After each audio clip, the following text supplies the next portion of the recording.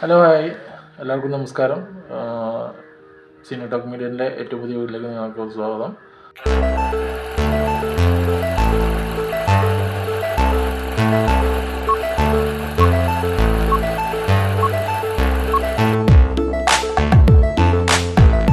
മഹാരാഷ്ട്ര കണ്ടിട്ടു, ഇന്നലെയാണ് കണ്ടത്. നല്ല റിയൽ സിനിമാസ് കണ്ടു. അപ്പോൾ ഈ സിനിമയെ പറ്റി പറയുകയാണെങ്കിൽ എനിക്ക് ബിലോ ആവറേജ് മൂവിയായിട്ട് എനിക്ക് ഫീൽ ചെയ്തിട്ടുള്ളത്. എൻ്റെ കാരണങ്ങൾ പറയാം. ഞാൻ ഈ സിനിമ പോയി കാണാൻ തീരുമാനിച്ചത് ജിത്തു ജോസഫ് സംവിധായകൻ്റെ മേലുള്ളൊരു വിശ്വാസം കൊണ്ട് മാത്രമാണ്. അപ്പോൾ ആ വിശ്വാസം കാത്തു സൂക്ഷിച്ചോ എന്ന് ചോദിച്ചാൽ സൂക്ഷിച്ചില്ല എന്ന് വേണം പറയാൻ. കാരണം എനിക്കൊരു ബിലോ ആവറേജ് ഫീലിംഗ് ആണ് ഉണ്ടായിട്ടുള്ളത് സിനിമ കണ്ടു കഴിഞ്ഞപ്പോൾ. പിന്നെ ഈ ഒരു ഡ്രോബാക്ക് എന്ന് പറയാനുള്ള ഈ സിനിമയുടെ പേര് മിറാഷിനാണ്. മിറാഷിന് ഞാൻ ഗൂഗിളിൽ സെർച്ച് ചെയ്ത് നോക്കിയത്. മിറാഷിൻ്റെ മീനിങ് എന്ന് പറഞ്ഞാൽ എന്തോ ഒരു സാധനത്തിന് എന്തോ ഉണ്ടെന്ന് തോന്നിപ്പിക്കുക, പക്ഷേ അതിൽ ആ സാധനം ഇല്ല. ഇപ്പോൾ എക്സാമ്പിൾ പറയുകയാണെങ്കിൽ ഇപ്പോൾ മരുഭൂമിയിൽ നമുക്ക് വെള്ളം ഉണ്ടെങ്കിൽ ചില മരുഭൂമിയിലൊക്കെ പോയി കണ്ട വെള്ളം ഉള്ളതുപോലെയാണ് നമുക്ക് തോന്നിക്കുക. അപ്പോൾ അത് സത്യത്തിൽ അവിടെ വെള്ളം ഉണ്ടാവും, അപ്പോൾ അവിടെ വെള്ളമില്ല. ആ സെയിം ഫീലിംഗ് ആയിരുന്നു ഈ ഒരു സിനിമ കണ്ടു കഴിഞ്ഞപ്പോൾ എനിക്ക് ഫീൽ ചെയ്തത്.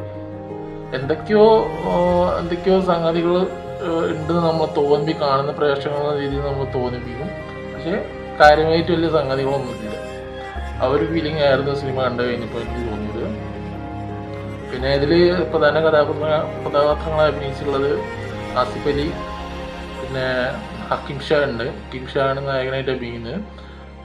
പിന്നെ അപർണ ബാലമുരളി, പിന്നെ അന്ന റെജിക്കോഷി, അങ്ങനെ കുറച്ച് കഥാപാത്രങ്ങളാണ് അതിൽ സെൻട്രൽ ക്യാരക്ടേഴ്സായിട്ട് അഭിനയിക്കുന്നത്.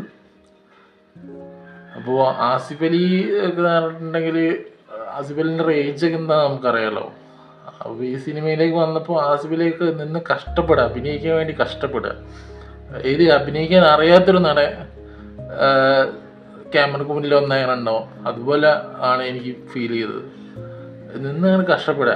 ആസിഫ് അലിൻ്റെ റേഞ്ചൊക്കെ എന്താണെന്ന് അറിയാലോ, ഏത് റേഞ്ചിൽ നിൽക്കുന്ന ആളാണ്. അപ്പോൾ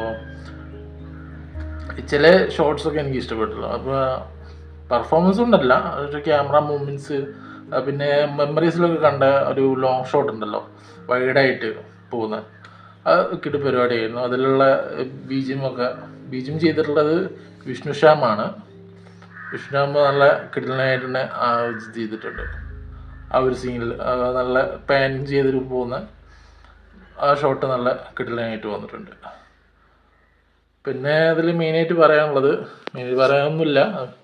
അന്ന റെജിക്കോഷി അത്യാവശ്യം നല്ല രീതിയിൽ തന്നെ ക്യാരക്ടർ ചെയ്തിട്ടുണ്ട്. അപർണ ബാലമുരളി ഇതിൽ ഒരു റോൾ ചെയ്തിട്ടുണ്ട്. ക്യാരക്ടർ അത്യാവശ്യം അപർണ ബാലമുരളിയൊക്കെ അത്യാവശ്യം ഈ കിഷ്കിൻ്റെ കാര്യത്തിലൊക്കെ ചെയ്താൽ അറിയാമല്ലോ റേഞ്ച്. അപ്പോൾ അതിൽ നിന്നൊക്കെ നോക്കുമ്പോൾ എനിക്കൊരു ബിലോ ആവറേജ് പെർഫോമൻസ് ആയിട്ട് എനിക്ക് തോന്നിയത്. പല സീൻസിലും ഡയലോഗൊക്കെ ആണെങ്കിലും ഇതിൽ ഫുൾ ആർട്ടിഫിഷ്യാലിറ്റിയാണ്.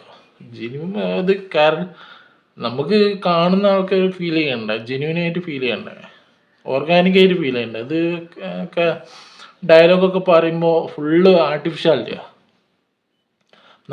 ഫുള്ള് നാടകീയതയാണ് സിനിമ കാണുമ്പോൾ.